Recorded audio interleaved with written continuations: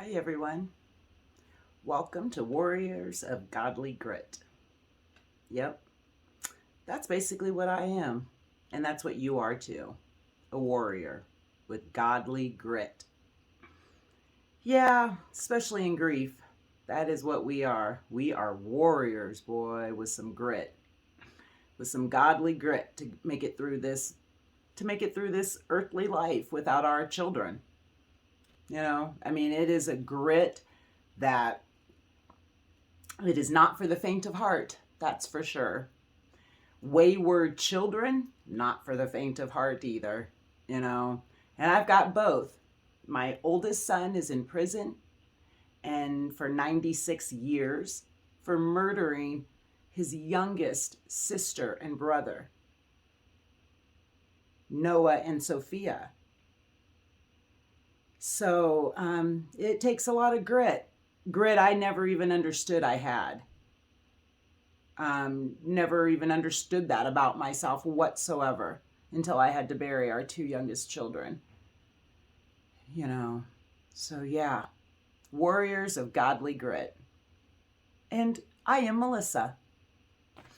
And today I'm going to talk about clumsiness. I've been talking a lot about the physical impacts of my grief and what I've been experiencing and going through. And last week I talked a lot about my body falling apart and about the different symptoms that my body goes through, about feeling more irritable and erratic.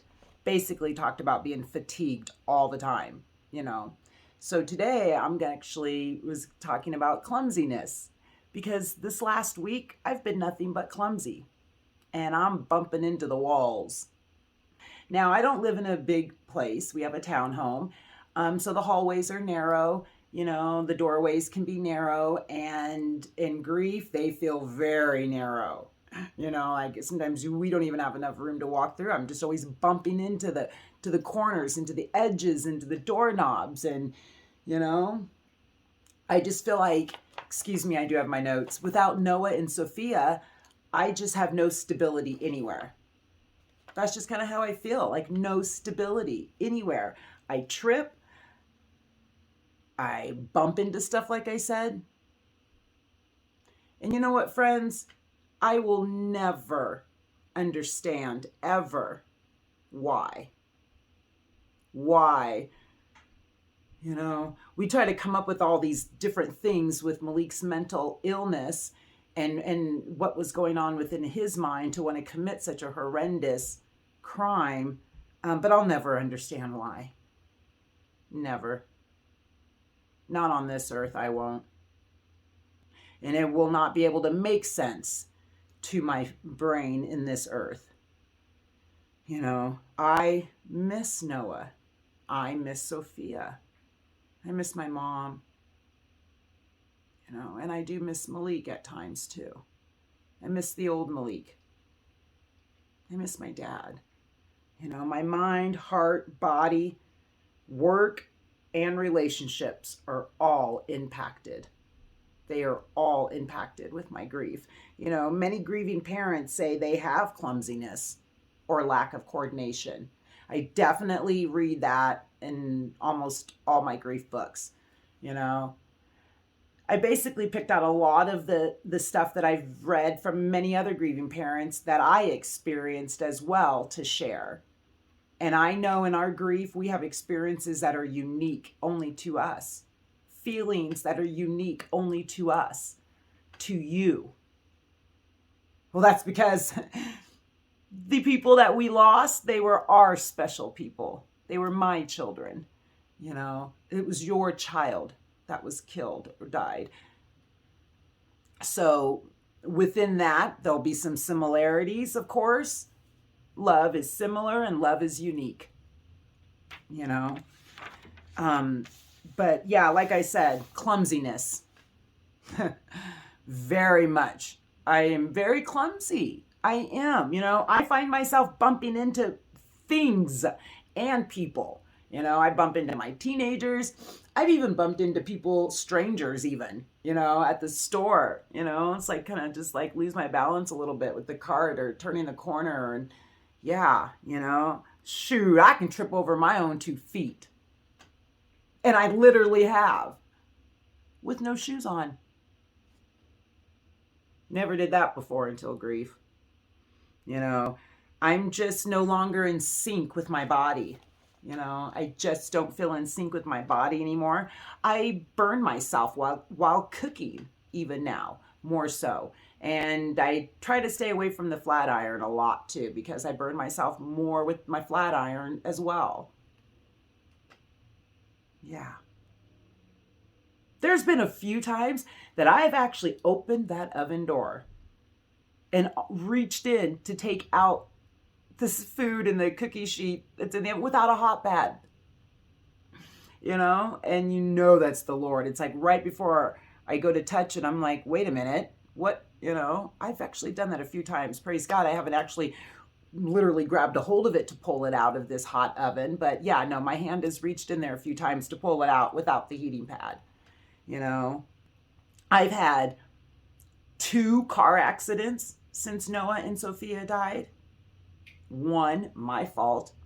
The other, not. The first one, my mother was with me. It was literally only like 2 months after their funeral. And me and my mom and my teenage daughter, we went to the store. We came coming back, sun in our face. And we're in a new townhouse, new neighborhood. Not quite used to the sun, the way it sits right above the mountain. And it'll be like as at 4 o'clock in the afternoon here at the top peak of the mountain, and it is like in your face here on the ground, okay, like in such a way. Anyways, I run right into a median, you know, on a 2-way street, residential, and there's like that middle island, and I just hit it hard. I hit it so hard, my car was just like damaged, the front end of it, the repair. We just got rid of the car, the SUV. You know, and I loved that SUV. We had just gotten that SUV, that Saturn, a month before Noah and Sophia were killed. No, we were so happy for that Saturn. Took pictures, even put it on Facebook, and the kids, enough room for all of us. Yeah. And then 2 months after they were buried, it's gone. You know, other car accident, some girl pulling out of Starbucks. And I'm sitting in the turning lane. She pulls right out and hits me dead center on my side. You know, 16-year-old girl with no driver's license. You know, so yeah, the hits can kind of just sometimes keep on coming. You know, they do. And I have definitely have had plenty of near misses. Oh yeah, at least a dozen of those in the last 4 years. Near misses. Like, I should have been hit, or I should have hit them. You know, I go through red lights and stop signs without even seeing them. That's scary too. Can anyone relate to any of these clumsiness in your grief, in your depression? You know, I've even slipped in the bathroom. Yeah. You know, I've turned too quickly and I've injured myself, especially at work, you know, and on my elbow where I had surgery, and then I returned to work and supposed to be taking it easy. Do you think that happened? Oh, hell no, that didn't happen, you know, and I'm hitting this poor elbow on every wall and door, even when I think I'm trying to be conscious of it, you know. And I've broken things on accident, you know, drop cups and plates, you know. I've broken some of my jewelry on accident.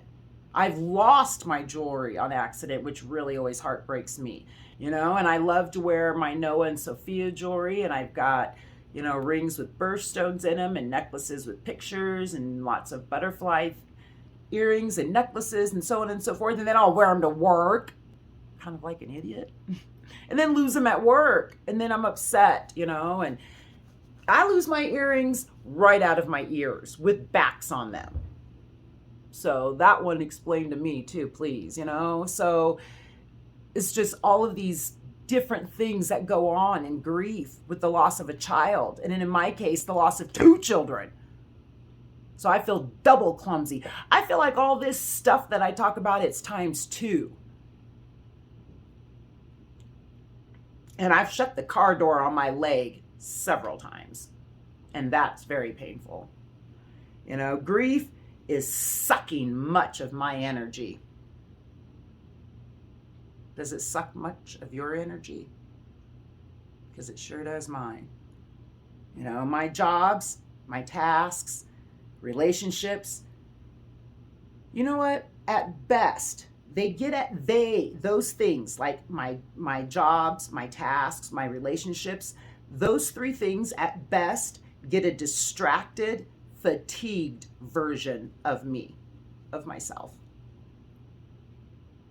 So yeah, we should try to maybe remember that when we're in relationships with people who are in deep, heavy grief.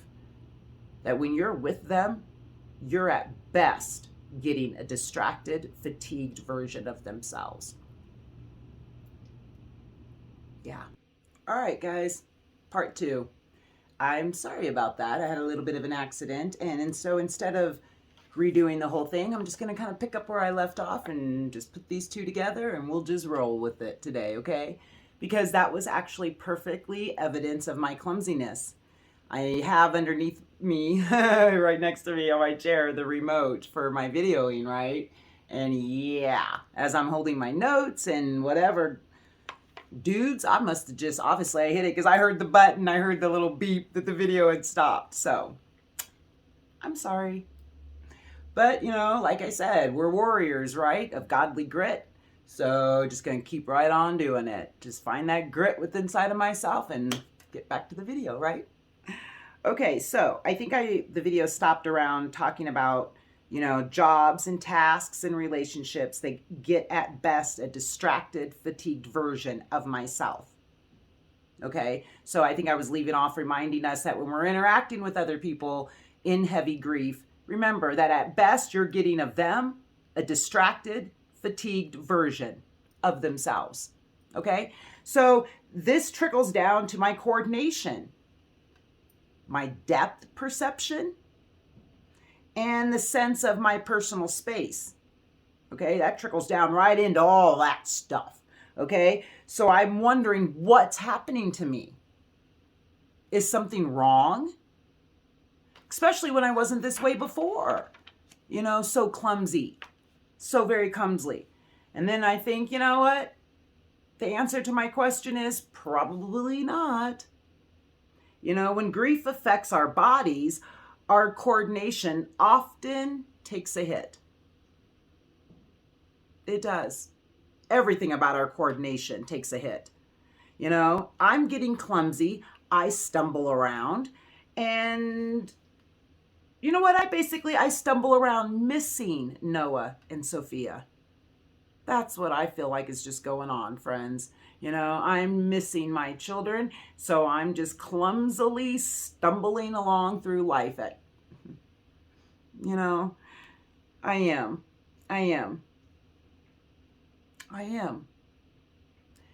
And I just want to encourage you in your grief and in your clumsiness that is natural and it's common.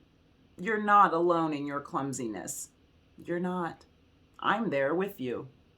And so are many, many, many, many, many, many other grieving parents. Yeah. There's a lot of weird benefits to this awful club we are in. And we don't like none of them. Especially the physical ones and the mental and the emotional ones. You know, we've been shattered. We have been shattered. And the effects are pervasive, boy. Whew. Sometimes I wonder, now that the worst has happened, I expect everything bad to be permanent. Does anybody else feel that way? You know? So I kind of anticipate a lot of bad things, always expecting the worst, even from a simple doctor's appointment, expecting the worst news to be told at a doctor's appointment, or even at my bank, or, you know, just these little simple things to be, you know, and then it will be permanent because the death of my children is permanent. And that is the worst thing imaginable. And I didn't even imagine that. So, yeah. Have you noticed a change in your coordination since your child has died? How so? You know? Does this new clumsiness, does it trouble you? It troubles me at times. It really does. Especially, like I said before, in the car, running through stop signs and red lights without seeing them. You know, those things trouble me. You know, I got to remember to practice to breathe, talk, and write. You know, practice makes permanent, practice makes progress. Those are the two things we used to say to our kids all the time.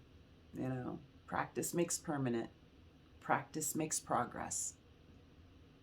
I don't really like the phrase practice makes perfect because nothing can be perfect. We shouldn't be, you know, like that can be a bad trap to get into, you know. But practice makes permanent. Practice makes progress. So we just keep practicing our mourning. Keep practicing talking to somebody that we can trust. Take off this mask, you know. Some of us are pros at wearing our masks, and nobody, even our very closest people to us, don't even understand and know what's going on. That's not okay, friends.